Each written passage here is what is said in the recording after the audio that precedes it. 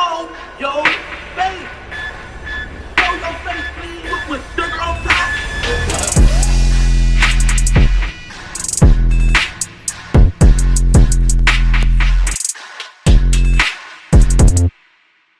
Hey, what's up, y'all? Y'all know my slogan. I don't know it all,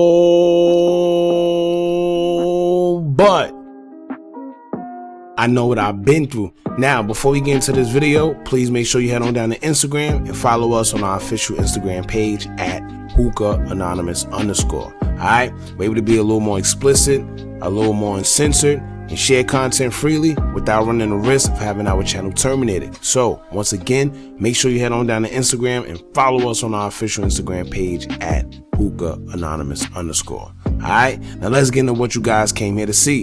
Now, today is the second day of the trial with Meg Thee Stallion versus Tory Lanez, and today is the day where Meg took the stand to testify against Tory Lanez, explaining what actually happened. Now, as she entered the DTLA courthouse, she had supporters there cheering her on. Some even had t-shirts and signs that said, quote, "We stand with Meg." But not everybody was so happy with her appearance. As she, pretty much proceeded in the courtroom, a loud voice came from the group of people saying, "Why are you lying on that boy?" Pretty much making fun, saying that she's lying on Tory Lanez.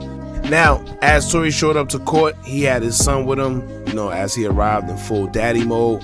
Although there wasn't much supporters outside in his favor, aside from the people that he showed up with. Now, according to Meg Thee Stallion, in this case, she alleges that aside from everything that happened after she was shot, she claims Tory then said to her, "Don't say anything and I'll give you $1 million. Adding that he was already on probation. She says she remembers thinking about how he seemed more concerned about possibly going to jail than he did when it came to him shooting her. Now, here's where the testimony begins, right? She says that they were only friends when it came to Tory Lanez. She said they was only friends. She only knew him for a short period of time leading up to the incident. We seen them cozy together, by the way, on live and all that. But anyway, she agreed they were in fact intimate with each other, despite saying on Gayle King that they weren't, but said that they weren't exclusive, and I'm assuming that that means that they weren't a couple. Pretty much just a fling or having fun, whatever. Now, she was asked questions about Kelsey, and she replied that she knew Kelsey since freshman year of college and described that they quote unquote did everything together. But I'm baffled because after asking her about their affiliation with each other, Kelsey and Meg Thee Stallion, the prosecutor never asked what was the reason behind their fallout, since they knew and did everything with each other. I think that would have been a good question, being that they seem to be friends up until the night of the incident, with video proof online of Kelsey going at Meg Thee Stallion for whatever reasons. Now, when she was asked about how she feel about being there, one of the court goers explained that she said, quote, "I don't feel good. I can't believe I have to come up here and do this." And even he said that she didn't seem much like a victim, and I agree, because that sounds like someone who really don't care nor want to be there. Keep in mind, this is the same person that's been saying for the longest she can't wait until everybody finds out the truth, saying that he did in fact shoot her, she wants justice. But now when it's time for justice to be properly served, she's saying that she don't believe that she even have to be there. Sounds a little sketchy.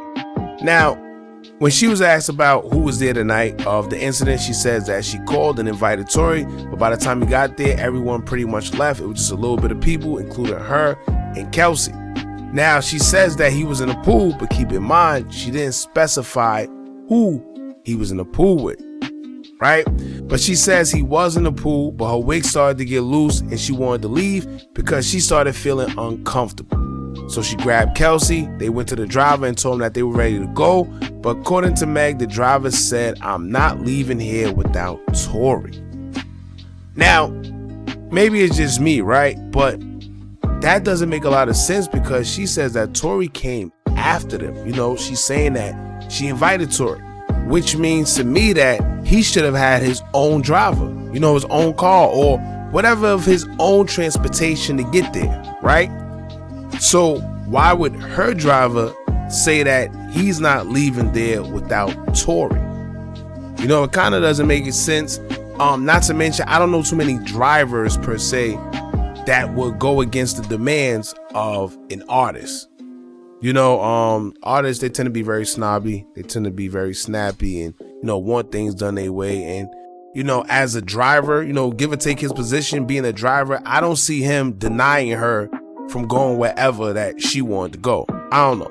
But anyway, the only way that this whole thing would make sense is if she specified that they were using the same driver, or she was using his driver and not hers, but she didn't specify.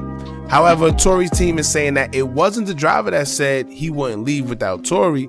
It was actually Meg that stated she wouldn't leave without Tory. Right? Now, here's a good point that Tory's attorney made when they asked, well, why didn't Tory want to leave? And that would be one of the strong points in the case, because that's where Kylie Jenner's supposed to come in. However, Meg's defense objected, and Meg never answered that question.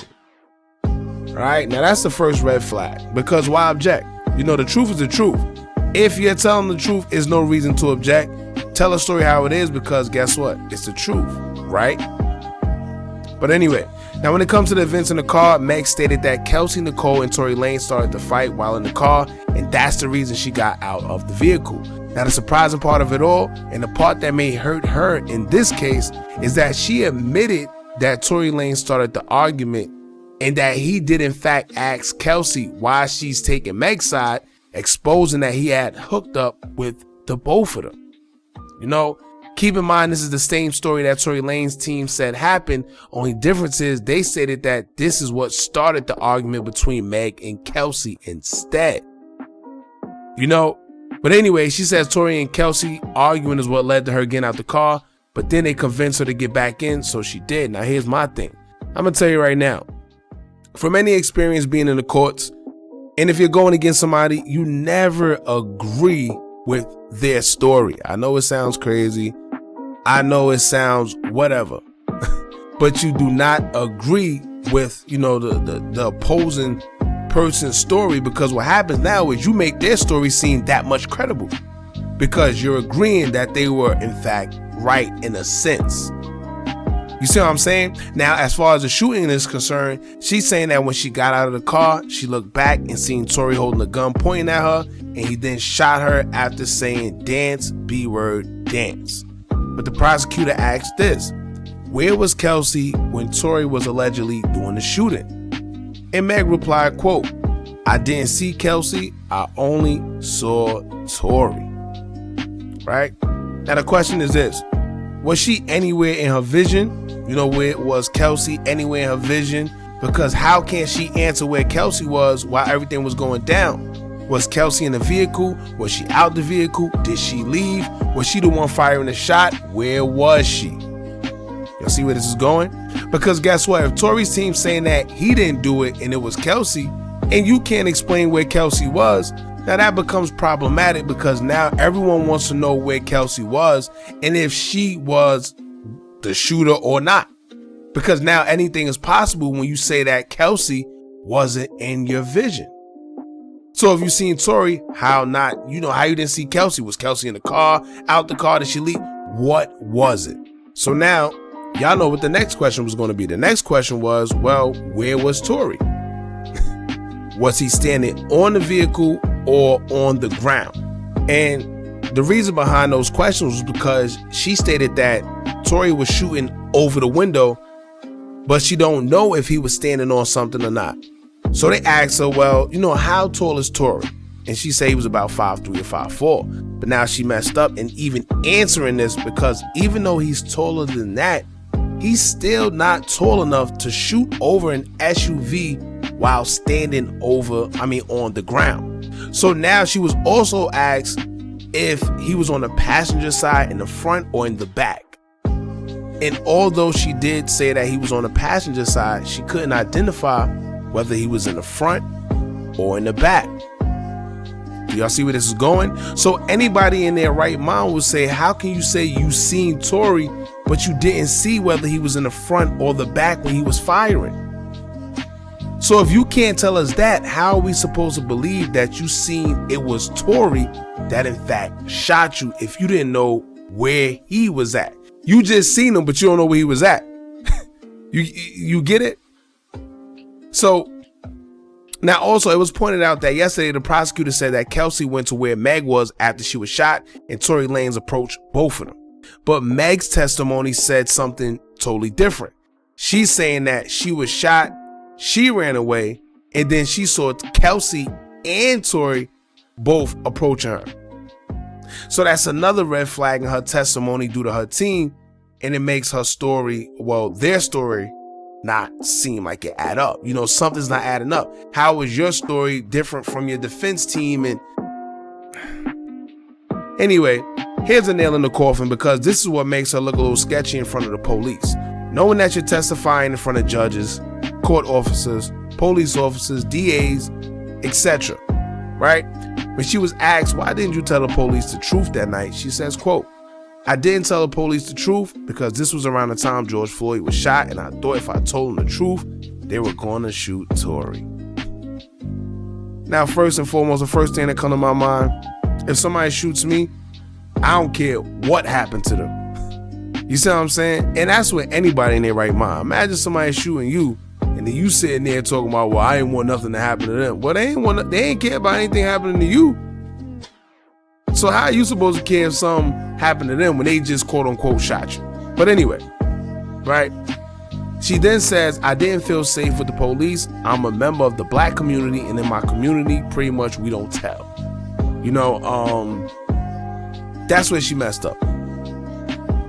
The last thing you will want to do in the court of law, right, is remind them of one of their own being accused of shooting someone and killing them unlawfully, and then play the race card followed by you telling them that you don't feel safe around them. Because in their mind, now they're thinking, well, if you don't feel safe with us, then why are you here?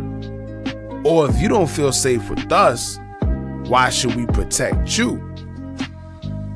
You know, not to mention, if I'm not mistaken, she knowingly and admittingly lied to the police. So if you lied to the police, I don't think that's perjury as of yet. I'm not sure. Y'all correct me. I think when you get in the court of law and you lie and you say somebody did something and they didn't, then that's perjury. I'm not sure. Or when you aid someone. Y'all get in the comments and let me know. But I just know that you're not supposed to be lying to the police, and that's a charge in itself. But I haven't seen any charges about that when it comes to this Meg case, so I can't really tell you what's what with that. But as for Kelsey, man, Meg testified she never saw Kelsey with the gun. And that's another sketchy part, because now their thing is this. You said that you don't even know where Kelsey was. So if you don't know where Kelsey was, how are you sitting here testifying, saying that you never saw her with the gun, if you never even saw her while Tory was quote unquote shooting? Yeah, y'all see where this is going?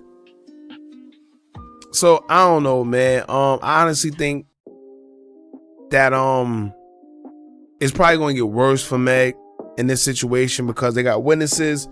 It's a lot of witnesses that seem like they're coming forth on Tory's side.